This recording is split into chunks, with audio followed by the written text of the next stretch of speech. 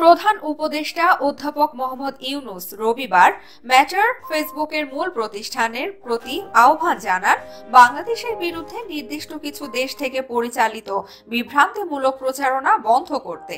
এই প্রচারণার মাধ্যমে জুলাই আগস্টের গণজাগরণকে ক্ষুণ্ণ করার চেষ্টা করা হচ্ছে। একটি বিশাল বিভ্রান্তিমূলক প্রচারণা চলছে এবং আমরা এর শিকার। ম্যাটার মানবাধিকার নীতির পরিচালক মিরান্ডা সিসন্সের সঙ্গে আলোচনা করার সময় রাষ্ট্রীয় অতিথিশালা যমুনায় তিনি কথা বলেন।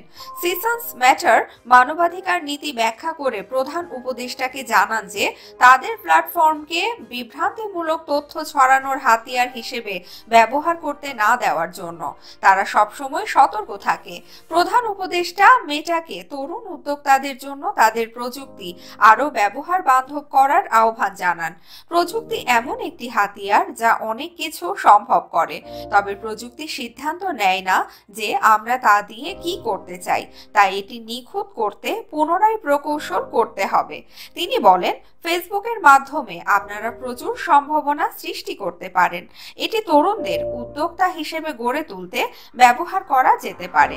তিনি যোগ করেন, অধ্যাপক ইউনূস বলেন, বাংলাদেশের তরুণ প্রজন্মের উন্নতির জন্য বাংলাদেশ সরকার ফেসবুকের সঙ্গে সবসময় কাজ করে যাবে।